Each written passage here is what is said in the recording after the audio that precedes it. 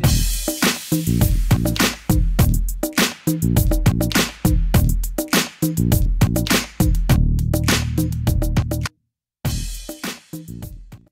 are you guys doing? Long time no talk. I know. I had every plan. First of all, let me just tell you guys this. I traveled to Nigeria recently. I travel every year, but this year was just something else. And no lights, no fuel, no everything. You wake up in the morning, you're just not motivated to do anything. My initial plan was to vlog the whole thing once I arrived in Nigeria, and also just kind of show you guys what Naija is and what Naija looks like, and also what the market day looks like, because my primary reason for traveling is mostly to go to the market, right? But 4 days of no light and also just hunting for fuel and the rest of it, it was just not really motivating, so I didn't want to vlog any part of it. But I did have, you know, a few highlights. I met everybody that I went to visit in good health, which was great. And I also I also got to meet one of my favorite person here on YouTube, Sisi Yemmie. I got to meet her, and she was even more, like, I knew she was a good person. You can tell by watching her. I mean, I can.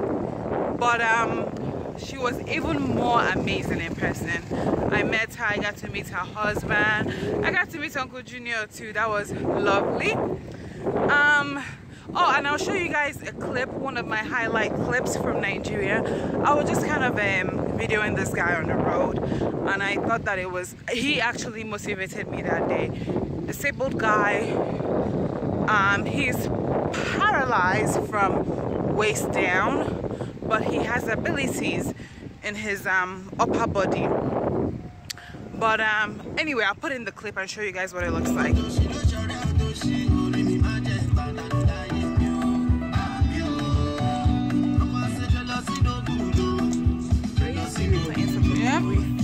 Clip of my market runs. Nothing major, just to give you guys an idea of what I do.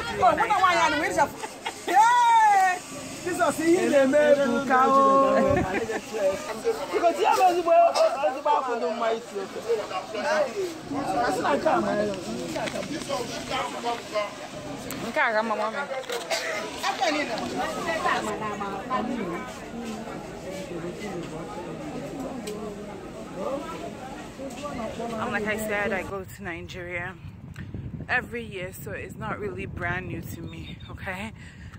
So that's that in regards to business. And for those of you guys who don't know, I primarily travel for Shigele. I always make sure I bring 100% Naija made Aso-oke from forshigele.com.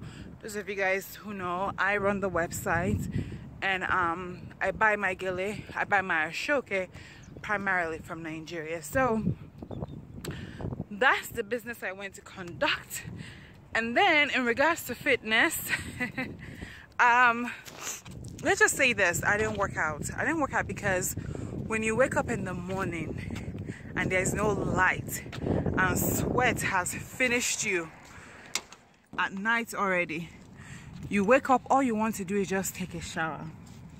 And by the time I take that shower, I'm dressed up for the day. I don't want to go and then walk out, because if I walk out, what that means is that I'm getting back in that shower to shower again, and nobody got time to waste water, because when there is no light, that means you cannot pump water without electricity. You need to be able to pump water. Anyway, anybody who's Naija based or lived in Naija before, they know the struggle, okay? Let me explain this to you guys who are not familiar. So in the states here where I stay in Arizona, and any other states in Arizona, any other states in the US, you have constant electricity. And when there is no electricity, that means that something is wrong somewhere, okay? And the ones who are in charge of the electricity, they will work to get it back on. in Nigeria, having electricity is almost a luxury because they can take it at any time they decide to. They can take that light at any time. So during my stay, we had about 4 days of no electricity whatsoever. And I stayed for about a week. Let's just call it, I stayed from Sunday to Saturday. So that will be what, 6 days? I stayed for 6 days. And 4 days out of that 6 days was strictly no light. Not that they brought the light for like 30 seconds and took it. It was strictly no light. So when you go to bed, and this is, you know, this is really hot season right now, especially in Lagos. So you go to bed, you're sweating, and you wake up, you have that like residual sweat. And all I wanted to do when I wake up, meanwhile, you shower before you go to bed because it's very hot. You have to air condition your body somehow. So you air condition your body by taking a shower before you go to bed. But right when you wake up, the first thing I want to do aside from praying is to hop in the shower and take a shower, okay? When you take that shower, you're using water that you get from the bucket that you stored from days before. Because when there is no electricity, you don't have enough water available because the electricity assists with the pumping of the water to be made available to you to use.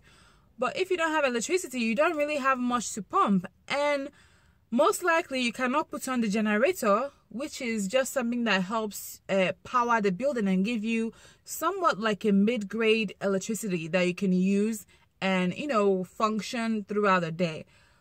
But the generator needs to have fuel in it to work. And during my stay in Nigeria, there was fuel scarcity, meaning that you will not find fuel in the filling station. Isn't that crazy? Yes, so that's kind of the life of most everyday Nigerians. So you want to be able to like get through, but they make it so difficult. Okay, so there's fuel scarcity in one of the like most oil-rich countries in this world. There's fuel scarcity. You cannot go to the filling station and like fuel your car. So most people buy black markets. For you to get fuel when there's fuel scarcity, you have to queue in line. You have to stay in line for hours, and there's little to no chance of you even getting fuel if you queue in line, because by the time it gets to your turn, the fuel in that filling station must have finished. Okay, and not just finding the fuel, is also being able to afford what the filling station will mark the price up to be, because they will mark up the price knowing that everybody is looking for that fuel. Living in Nigeria is no joke. I met Sisi Yemmie and I was like applauding her. I don't know how you throw out these vlogs and videos day in, day out with everything just seemingly going against you in Nigeria. It's so difficult, and it becomes very expensive to live in Nigeria. I am somebody who kind of always wanted to go back, but I know that I will not be able to afford Nigeria in this condition. I just will not be able to afford it. So I told myself that probably when I retire and I have my pension from here, I will just relax. And also, in addition to everything going on, mosquito was just like killing me back and forth. Like my whole body was just itching. I had some Benadryl with me, so every now and then I'll just rub Benadryl to keep from itching. So yes, I will wake up. Back to the reason why I was not working out is that I'll wake up in the morning. The first thing I want to do after prayers is to jump in the shower and take a shower. And after I've taken that shower in the morning, I don't want to walk out and then have to get back in the shower again. Okay, because then that's extra water that I'm going to be using. But not just that, it's just very time consuming. It just did not happen. The workout did not happen.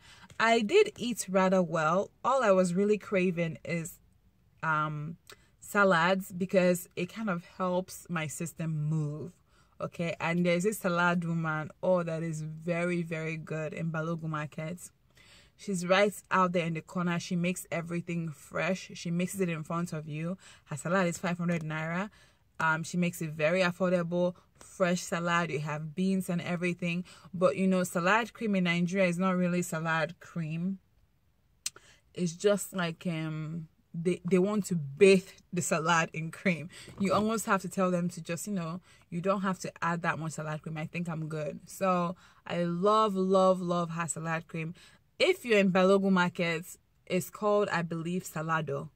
Very, very good food. But of course, you're not going to be in a restaurant. It's just in a marketplace in the open air. You go in, you queue up, and you order your own salad. So I ate her salad for 2 days, and then my mother-in-law was like, "You're not eating anything at home," because all I was craving was salad. I did not want to eat poundo. I did not want to eat rice. All I was craving was salad. She then goes to the market with me and bought some salad ingredients and made me some salad. So that was good. I had that for 2 days at home. I stayed 6 days in Naija. And then the other day, my main course was oba that I got in the market. I got in Auto Market. Was it Auto Market? No, it was Balogun Market. Yeah, oba, which was so good. Oba is one of my favorite things. And the guy made it very well. But his okporoko that he used was very, very hard. Very, very hard. It was difficult for me to chew that thing down. But everything else was bomb. Bomb.com. So that was my experience. But now that I'm back in my base, I am back to the grind, back to the workout, back to the blood pressure and everything like that. And of course, I'll be... Okay, so guys, I was recording and I got a phone call because I do record with my phone, and it stopped the recording. But I was just trying to say that I'm back on the grind of the fitness again, the just healthy lifestyle, because I didn't really, for a week, I didn't really work out. But you know what? Daily Nigeria is just living life as a Nigerian, hustling and everything. I think is enough workout. Because when I go to the market, by the time you go from this store to that store to everywhere you have to go, you have at least like achieved 6,000 steps. Because my phone was telling me that that's my daily goal. My phone was reminding me that I've achieved my daily goal. So I think walking was pretty much my exercise while I was in Nigeria. But I'm back now to my walking, my jump rope and everything like that, and I can't wait to update you guys. The next video should be up next week. Okay, I hope you guys are doing well so far. I hope you are achieving all your goals so far. Yeah, if there's any hurdles, just look at it as a little bump in that roadside of yours. You will get through it. We will get through it. We will get to our goals. I'll see you guys next week. Bye for now. So I went to Naija. The price of everything has gone up almost exponentially.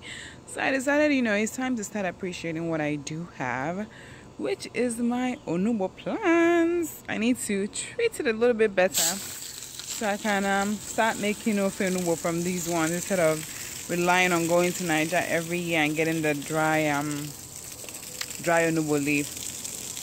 Yeah, this is what my onugbo looks like. Bear in mind that it's cold, and when it's cold, it sheds a lot. It needs a little bit more TLC, like this one right here.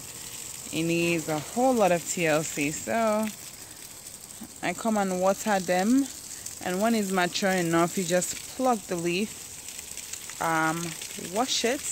I think really the best way that I know of is just manually washing it, but I hate doing these.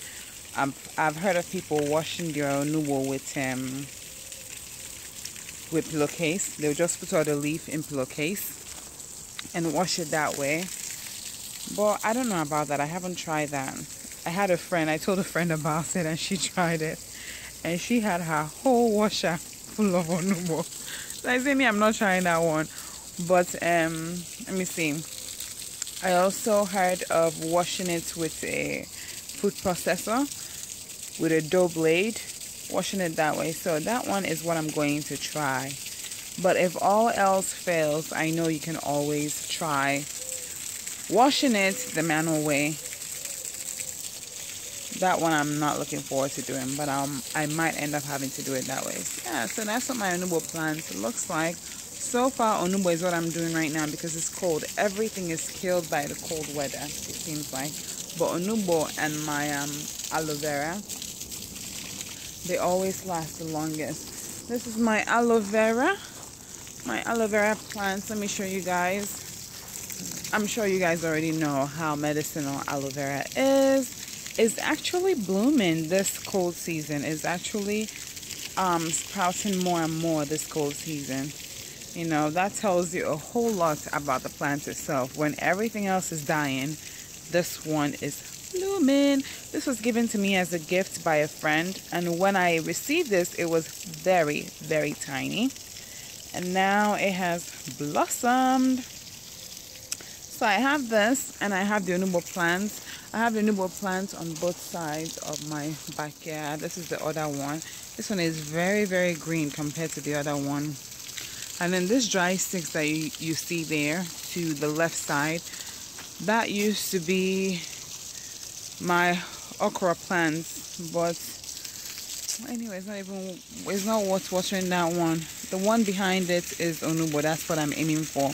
The okra died off. It dies off every season. But the good news is that we have the seeds. When it comes time to plant again, I will definitely plant the seeds again, because it yields good okra. I use it for my ogbono soup. I put a little bit of okra in my ogbono soup, and you can always, of course, use the okra in your okra soup. Man, it's getting very cold out here. Back in we go. Whew. See you guys later.